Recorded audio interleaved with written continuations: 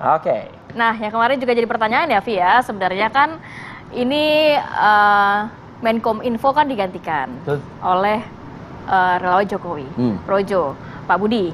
Ya, sebelumnya kan kita tahu dari Partai Nasdem. Akhirnya dari jatah Partai Nasdem pun dalam kabinet ini berkurang dari 3 menjadi 2. Sedangkan kalau Wamenak kita melihat dari PKB akhirnya yang menggantikan juga PKB. P3. Yang menggantikan juga P3 begitu ya. Kenapa ini agak berbeda sebenarnya, Via? Nah, coba kita ulas, kita dengarkan mungkin analisa dari para pakar pagi hari ini. Ada di studio kita. Sudah ada Mas Ahmad Khairul Umam, analis politik Universitas Paramadina Jakarta. Mas Umam, sehat Mas Arif. Kemudian juga ada Bang Pangi Syarwi Caniago, Bang Ipang, analis politik, Direktur Eksekutif Foxpol Center Research and Consulting. Pagi, Mbak Rati, Bang Arif Fadil. Pangi Syarwi Caniago? Iya. Bukan Arif Fadil. Sama loh kita nih. Tinggal pakai kacamata aja Bang Ipang. Nah, saya mau ke Mas Umam dulu. Mas Umam tadi saya sempat mempertanyakan, ini sebenarnya jatah Nasdem berkurang, kenapa kemudian digantikan oleh relawan Jokowi, Ketum Projo, di mana baru-baru ini Projo juga mendeklarasikan mendukung Prabowo. Ini apa yang bisa atau ditangkap dari mata masyarakat sebenarnya? Iya, ada kompleksitas cukup serius Mbak di situ. Pertama bahwa kemudian jatah dari Nasdem diberikan kepada relawan Projo menegaskan bahwa ini adalah sebagai sebuah bentuk sanksi politik yang diberikan pemerintah terhadap manuver Nasdem yang mencoba berikhtiar mengajukan pencapresan Anies Baswedan dan juga memperjuangkan narasi perubahan. Ini adalah bagian dari konsekuensi politik yang harus dihadapi oleh Nasdem. Tetapi kemudian kemarin baru kita dengarkan juga Pak Surya Paloh kembali menegaskan totalitas dukungan kepada pemerintah. Di satu sisi mungkin itu bisa mengamankan 2 menteri yang tersisa, tetapi di sisi yang lain kemudian juga membuat Nasdem menjadi agak kesulitan untuk mendulang suara dari ceruk perubahan. Nah, itu di satu sisi. Di sisi yang lain terkait dengan penunjukan Bang Muni atau Pak Budi Ari sebagai Menkominfo. Ini agak menarik karena bagaimanapun juga dalam sebuah kesempatan, teman-teman dari PDIP itu menuding bahwa jaringan relawan seperti Projo dan juga sejumlah titik yang kemarin berkumpul di Musra hanya sempalan kecil yang per hari ini tidak terdaftar di antara 348 relawan yang mendukung Pak Ganjar Pranowo. Nah, kemudian karena dianggap sempalan kecil itu, maka kemudian seolah tidak di-take account, tidak diperhitungkan. Tetapi fakta politik per hari ini menunjukkan yang dianggap kecil oleh PDIP itu justru mendapatkan perhatian besar dari Pak Jokowi. Porsinya sangat luar biasa, Menkominfo. Artinya apa? Ini kemudian menegaskan seolah-olah bahwa apakah kemudian ini merepresentasikan preferensi politik presiden lebih mengarah kepada Pak Prabowo Subianto. Karena kalau misalnya kita trace back, Mbak Rati, hasil dari Musra yang sebenarnya angkanya tidak dipublikasikan, tapi begitu kemudian direkapitulasi, nomor 1 Pak Prabowo Subianto di angka 20%, Pak Ganjar di 19%, Pak Erlangga Hartarto di angka 12,5%. Hal itu menegaskan ternyata ada basis yang kemudian diarahkan kepada Pak Prabowo Subianto. Itu yang kemudian agak tangible. Dan yang terakhir saya pikir kita lihat bersama-sama berbagai kesempatan Pak Muni atau Bang Muni lebih justru memiliki kedekatan dan intensitas komunikasi dengan Pak Prabowo daripada dengan Pak Ganjar Pranowo. Nah, oleh karena itu saya pikir ini sebuah sinyal politik yang cukup kuat bahwa arah preferensi politik presiden sepertinya lebih mengarah kepada Prabowo Subianto daripada Pak Ganjar Pranowo. Meskipun dari basis opini publik, kemarin kami baru rilis survei, ketika kami tanyakan kepada masyarakat, sebenarnya di angka 74% masyarakat mempersepsikan Pak Jokowi akan mendukung Pak Ganjar Pranowo karena basisnya kepercayaan sebagai petugas partai. Tetapi dinamika elit sepertinya berbeda dengan opini publik. Begitu, Pak. Tapi kalau Mas Umam melihatnya ini waktunya kan hanya tinggal beberapa bulan. Kenapa adanya reshuffle kabinet ini? Kalau Mas Umam melihat apakah ada faktor politis di dalamnya atau apa? Everything constructed by politics. Kalau kita bisa menerka pemikiran Pak Jokowi begitu.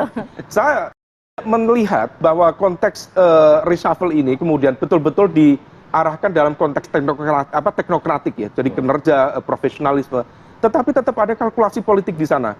Terkait dengan konteks Menkominfo, kita tidak melihat Menkominfo sebagai sebuah posisi yang bukan hanya yang elit dalam konteks kabinet. Ada peran sentral di sana terkait dengan kemudian mengefektifkan basis cyberspace di Indonesia menjelang pemilu 2024. Narasi-narasi yang pro terhadap pemerintah tentu akan diamankan. Tetapi dalam konteks rivalitas dengan lawan-lawan politik yang berpotensi menyerang, menciptakan instabilitas dalam tanda kutip secara politik bisa saja kemudian dinetralisir. Nah, ruang inilah yang sepertinya ingin diamankan maka menjadi agak make sense mengapa kemudian Presiden Jokowi memberikan porsi dengan kewenangan yang begitu besar di Kemenkominfo menjelang tahun politik di 2024. Kalau tafsirnya seperti itu, ini udah kesekian kali dong dugaan sinyalemen lembaga negara jadi alat politik. Bagaimanapun juga ini kemudian menjadi pertanyaan sejak tahun lalu, Mas Arief, netralitas kekuasaan negara itu menjadi sebuah concern dari sejumlah kalangan civil society. Bukan hanya di Indonesia, di luar negeri. Kalau misal kemudian cawe-cawe yang kemarin diklarifikasi oleh Presiden, ini konteksnya untuk kemaslahatan bangsa, negara, tetapi di sisi yang lain, sejumlah sinyal-sinyal itu menunjukkan ada ruang politisasi untuk menggunakan instrumen kekuasaan negara untuk tujuan politik itu. Itu yang kemudian dikhawatirkan. Kalau Mas Pangi Syarwi, pemikirannya bagaimana nih soal reshuffle? Iya, pertama Bang Arif ya, Mbak Ratih, Mas Umam, kalau saya melihat memang ada dua mazhab pandangan. Persepsi publik itu nggak bisa dibantah juga. Kalau saya mengatakan representasi persepsi publik, framing yang dibangun masyarakat itu kan ketika reshuffle dilakukan hari ini tuh DNA politiknya lebih menonjol dibanding DNA teknokratiknya, Zekken kabinet atau profesionalitasnya gitu.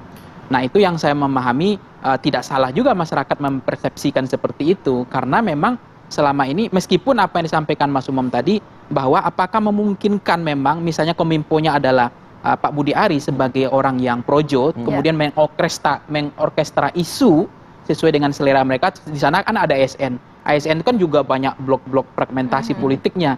Apakah mungkin bisa di-drive itu semua ASN untuk kepentingan isu-isu, orkestra isu untuk kepentingan agenda pilpres atau elektoral? Itu kan menurut saya juga masih ada debatable di situ. Karena ini menteri, tapi di bawah menteri itu kan banyak lagi kepentingan gitu yang kemudian apakah memungkinkan Budi Ari, kita jawab aja tanggal sampai 20 Oktober besok.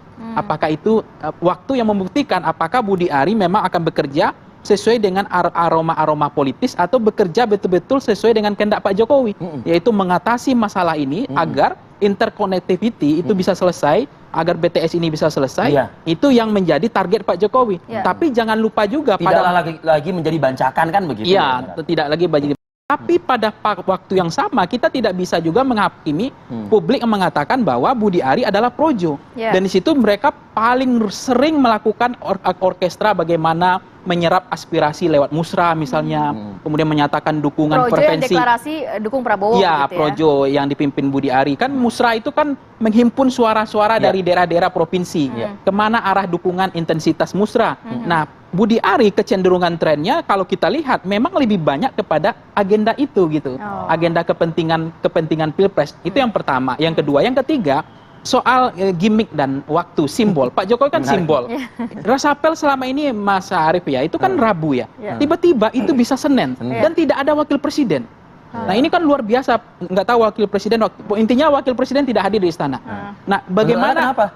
Ada kegentingan apa sih? Ya itu yang kemudian menjadi menarik, hanya berselang waktu jam.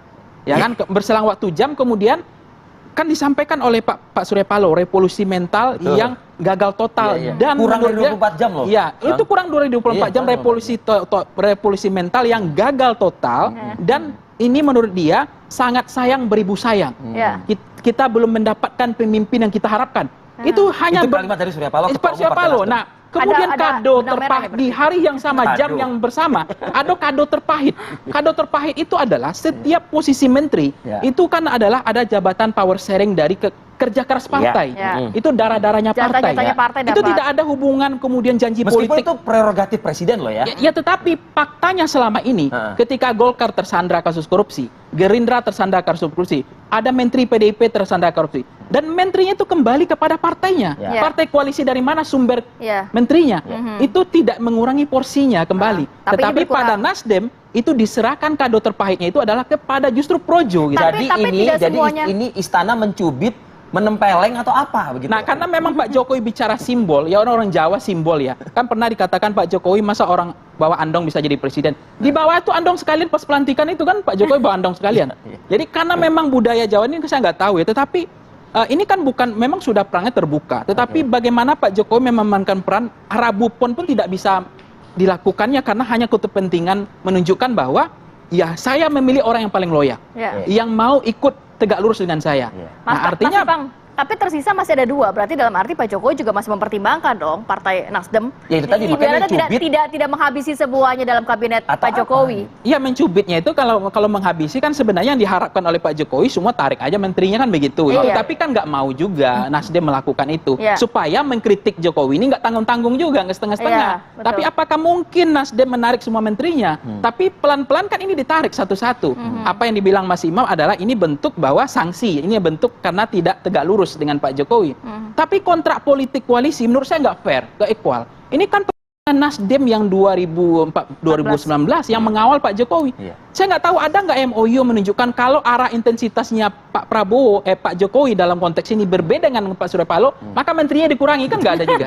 Nggak ada itu kontrak seperti Ada itu. nggak secari kertas itunya kan gitu. Tapi yang lebih sedih lagi PDIP lebih sedih lagi, poin terakhir. PDIP Poin sendiri terakhir tahan dulu Mas Iya. Ipang, kita sambung lagi dari segmen berikutnya Mas Ipang. Sesaat lagi tetap bersama kami di Apa Kabar Indonesia Pagi.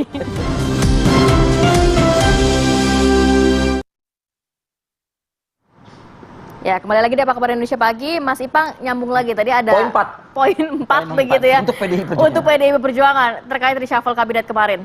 Ya, Seperti apa? sebetulnya kan yang sangat angin segar lah yang harapkan PDIP kan adalah kader mereka gitu, Ya. ditambah bukan ke projo ya, yang meskipun memang alasan Pak Jokowi kan bisa saja projo itu non parpol sehingga diharapkan dia bisa konsen, bisa lebih fokus. Tapi kalau orang partai dianggap analisa tidak. di awal tadi kan ke Prabowo kan gitu loh. Ibaratnya. Nah, Iya. itu analisanya memang kecenderungan linkage politiknya itu Budi Ari memang ke Pak Prabowo. Saya perhatikan rekam jejak diskusi atau media sosial beliau kan kelihatan betul, Iya. bahwa Prabowo banget kan. Nah, ini yang membuat agak-agak panas-panas dingin juga PDIP Iya. gitu. Jadi bahkan PDIP mengatakan jadi reshuffle kemarin ini akan kembali membangkitkan panas dingin hubungan Pak Jokowi dengan Bu Megawati. Bu Mega lagi akan panas lagi karena saya lihat statement-statement kader PDIP juga tidak terlalu happy. Bahkan mereka mengatakan ada potensi bahwa ini akan digunakan untuk kepentingan elektoral, isu-isu 50-50, 50%. Ya. Tapi ada juga pendapat kader PDIP mengatakan ini akan bekerja sesuai dengan arahan Pak Jokowi, membenahi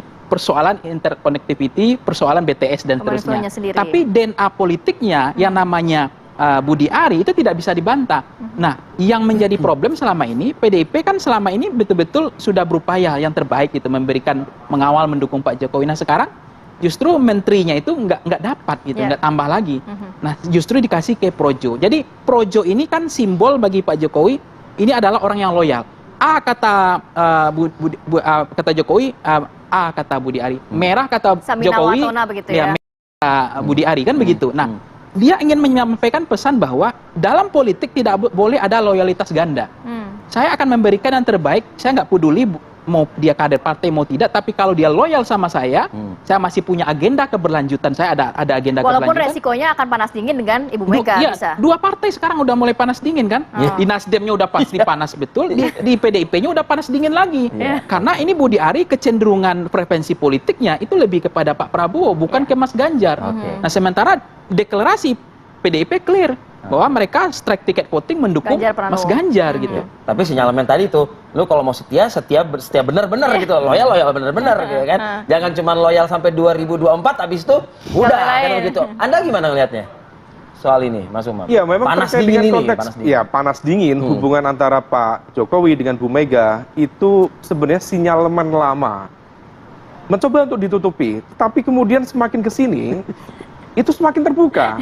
Dan kemudian kalau misal kemudian kita menempatkan bagaimana Bang Budi Ari ya, ditempatkan di situ, tentu ada kemudian reaksi yang cukup negatif dari teman-teman di PDIP, dan itu kemudian mencoba ditutup. Makanya kemudian ada sejumlah informasi, konon kabarnya sudah dilaporkan kepada Bu Mega beberapa jam sebelum pelantikan dan lain sebagainya. Ya, sekedar dilaporkan, tetapi sebagai sebuah pengambilan Bukan keputusan, Nah, itu bukan approvalnya bukan di level Bu Mega, tetapi betul-betul di take over oleh Presiden, dan itu secara kalkulasi politik di luar Padahal agenda biasanya kepentingan ada dari approval PDIP. juga nggak? Biasanya. Biasanya ada Kenapa? approval Ideal. juga nggak? Ideal ya? Kalau misal memang terminologi petugas partai itu ada, real, berjalan, seharusnya memang betul bahwa konteks pembagian portofolio pemerintahan, termasuk penentuan siapa-siapanya, atas approval dari ketua umum partai. Tetapi fakta per hari ini tidak. Nah, ini yang kemudian seolah menegaskan there is something di dalam konteks hubungan relasi antara Pak Jokowi dengan Bu Megawati. Nah, itu di satu sisi. Di sisi yang lain, relasi antara Pak Jokowi dengan Nasdem sepertinya Pak Jokowi sendiri sudah mencoba untuk, jadi ini adalah sebuah tindakan keras terhadap Nasdem. Berarti bukan cubit ya? Ini nempel aja. Tetapi meskipun di saat yang sama, teman-teman Nasdem kita juga tidak bisa menegasikan bahwa mereka juga ikut berjuang memiliki jasa untuk memenangkan Jokowi 2 kali di 2014, 2019. Tetapi kemudian ada tendensi sepertinya Pak Jokowi tidak ingin kemudian terlihat tangannya kotor. Maka kemudian di satu sisi ini sudah satu dikurangi, tetapi sejumlah informasi spekulatif mengatakan konon kabarnya akan ada satu operasi hukum yang kemudian konon akan menyasar menteri-menteri dari Nasdem. Di satu sisi, Pak Presiden Jokowi mengatakan oke, dipertahankan 2, tetapi kalau misal kemudian disinyalir ada operasi yang kemudian menyasar menteri-menteri Nasdem, sepertinya Pak Jokowi juga akan diam di sana atau mendiamkan proses itu. Kapan waktu itu akan? Wallahu a'lam. Semua bergantung pada dinamika konteks politik yang terjadi di internal pemerintahan, termasuk juga hasil negosiasi. Kita tahu kemarin sore Pak Surya Paloh dengan Pak Jokowi sudah melakukan komunikasi, pasti ada agenda strategis terkait dengan konteks politik internal antara Nasdem dengan pemerintah sedang didiskusikan di sana. Saya pikir tadi kapan waktunya, ya tergantung narasi orasi yang akan disampaikan berikutnya gitu. Apakah akan ada apel siaga atau apel waspada?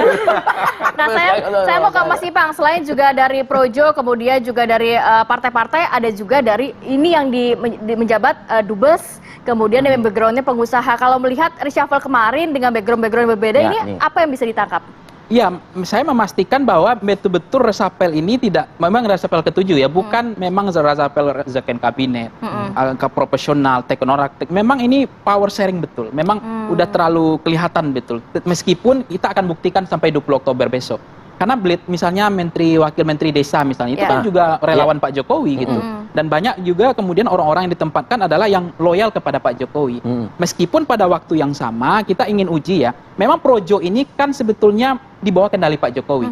Tapi operatornya Budi Ari ini. Dan itu nggak bisa dilepaskan. Nah, bagaimana kemudian beliau bekerja untuk betul-betul untuk mampu menjawab permasalahan dari level hulu sampai level hilir, persoalan complicatednya di BTS atau di Kominfo. Nah, itu yang harus dijawab. Itu yang pertama. Yang kedua, kalau saya lihat ya, memang selera kecenderungan trennya Pak Jokowi betul-betul nyaman dengan Pak Prabowo belakangan ini, yang membuat hubungan PDIP dengan Pak Jokowi, Bu Mega makin panas dingin. Bagaimana publik teryakinkan dengan analisa itu? Nah, misalnya begini, anaknya Pak Jokowi itu adalah representasi dari keluarga dan Pak Jokowinya. Bagaimana Kaisang, Gibran pakai baju yang kadang-kadang Prabowo, kadang-kadang Ganjar. Terakhir Ganjar itu. Nah, karena memang Pak Jokowi mengatakan belum memutuskan kemana arah intensitas dukungan. Tetapi Pak Jokowi menurut saya secara nuansa kebatinan saya, chemistry politiknya, dia melihat hasil tren survei juga dibaca sama beliau. Yang kedua adalah beliau merasa bahwa kepemilikan Pak Prabowo itu beliau punya saham lebih besar ketimbang Pak Jokowi. Itu yang dirasakan hari ini. Misalnya memang terasa banget bagaimana Pak Jokowi mencoba untuk mengatakan bahwa saya lebih nyaman dan bagaimana mereka men-tracking elektabilitasnya Pak Prabowo dengan mengendorse terus supaya Pak Prabowo juga naik pelan-pelan. Sementara juga Ganjar dikawal juga pelan-pelan karena dua orang ini itu dikawal, dijaga gatekeepernya Pak Jokowi supaya nanti putaran kedua pun aman. Jadi saya melihat kecenderungan dua ini adalah orang yang dipelihara oleh Pak Jokowi. Dan jangan-jangan ada gosip politik sampai ekstrim sih menurut saya. Kalau misalnya nanti Pak Prabowo jadi presiden, ketua umum Gerindra adalah Pak Jokowi. Ada sampai segitunya. Jadi ini ada harapan yang lebih besar dalam politik, itu soal harapan. Sebagai petugas dan kader partai lebih daripada petugas partai, ini ketua umum partai yang dijanjikan. Kalau ini hanya gosip politik, itu kan harapan. Karena di dalam politik persamaan kepentingannya adalah ada harapan di situ. Sementara di PDIP di take over oleh Bu Mega semua, saham diambil alih oleh Bu Mega, bahkan pelibatan nama cawapres Pak Jokowi juga tidak dilibatkan. Bahkan Pak Jokowi kemarin pergi ke Solo baru disampaikan balik lagi ke sini. Itu kelihatan bahwa beliau tidak diikut sertakan untuk membahas porsi cawapres. Nah, ini bahkan Pak Prabowo juga, ini gosip lagi, mengatakan begini, cawapres itu ditentukan Pak Jokowi. Saya ikut sama Pak Jokowi. Ini harapan baru lagi. Ini yang membuat belum posisi menteri misalnya. Nanti miniatur menterinya atau capture zoom out-nya menteri, biar Pak Prabowo Pak Jokowi nentukan. Sampai kalau itu terjadi, maka memang ada lebih banyak harapan di Gerindra Prabowo ketimbang PDIP gitu. Apalagi relawannya Pak Jokowi hari ini Projo kemarin kan sempat ini ya lulu lantak hatinya, bingung dan menjadi anak kehilangan induk gitu. Terbelah Jadi pilihannya dia terbelah karena memang tidak ada kepastian, tidak ada otoritas. Bahkan di PDIP pun ketua relawannya bukan dari Projo sendiri. Ketua relawannya dari orang PDIP juga, sehingga memang Budi Ari mengatakan ya kalau kami nggak dipakai, nggak ada otoritas, tidak ada ruang buat kami, ya kami tidak dianggap, eksistensi kami nggak ada, ya udah kami bawa nih ke sini, ya kami bawa langsung ke sini aja gitu. Sedikit nambahkan terkait dengan otak-atik gosip terutama lagi, wakil menteri. Otak-atik nama-nama wakil menteri. Ini otak-atik. Satu tadi sejumlah nama ya, Pak Pahala Mansuri yang semula dari wakil menteri BUMN digeser ke Wamenlu. Kemudian dari Pak Rosan dari Dubes AS digeser ke Wamen BUMN. Pak Wisnu Tama yang kemudian sebelumnya berada di ini melalui fit and proper test. Betul, tetapi itu adalah prosedural, akan diletakkan di posisi Dubes AS. Kalau misal kita lihat nama-nama itu, saya melihat ada jejak bayangan satu nama, karena 3 nama itu memiliki satu simbol titik pertemuan, yaitu Pak Erick Thohir. Nah, maka kemudian kalau misal memang betul rekalkulasi nama-nama di level Wamen ini, kemudian melibatkan dalam konteks pengambilan keputusannya adalah melibatkan Pak Erick Thohir dalam menentukan ini, memberikan saran masukan kepada Pak Jokowi, maka sekali lagi bukan hanya tadi dalam konteks penguatan di level Prabowo, tetapi juga pada level Wapres yang konon kabarnya akan kemudian didorong untuk bergandengan dengan Prabowo akan semakin kuat. Kita bisa membayangkan seorang level Pak Rosan dari Kadin, kemudian di Dubes AS, kemudian ditarik di basis Wamen, BUMN, maka akan bisa mengenerate satu kekuatan logistik yang cukup efektif. Di satu sisi kemudian bagaimana negosiasi dan juga upaya diplomasi internasional untuk mendapatkan dukungan politik di level global, strategis, juga akan dilakukan. Jadi kalau misal kita baca dari basis reshuffle kali ini sangat Prabowo heavy. Ini kecenderungannya sangat Prabowo minded. Form di situ ya. Daripada kemudian memberikan ruang bagi PDIP untuk kemudian memberikan aspirasi, masukan terkait dengan kemudian rekalkulasi baik pun di jajaran wakil menteri saat ini. Ini meriang lagi nih, Ti. Meriang lagi nih nanti nih, gitu kan. Oke, kita cukupkan gosip kita pagi ini di sini kalau gitu ya. Ini bahas gosip. Jadi nanti kan ada aspek ketua umum gitu ya. partai, ada aspek kasus hukum yang akan digelontorkan. Kita penonton saja ya. Baik, terima kasih Mas Umam. Terima kasih sudah hadir pagi hari ini. Oke. Gosip-gosip hangat ya hari ini. Oke pemirsa, kita jam beranjak dulu di tempat Anda. Kita masih akan hadirkan sebuah dialog.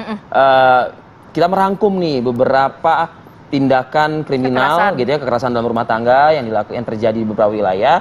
Nah, apa kira-kira solusi atau mungkin pelajaran yang harus kita petik dari beberapa kejadian ini? Ya, sesaat lagi kita hadirkan dalam Apa Kabar Indonesia Pagi.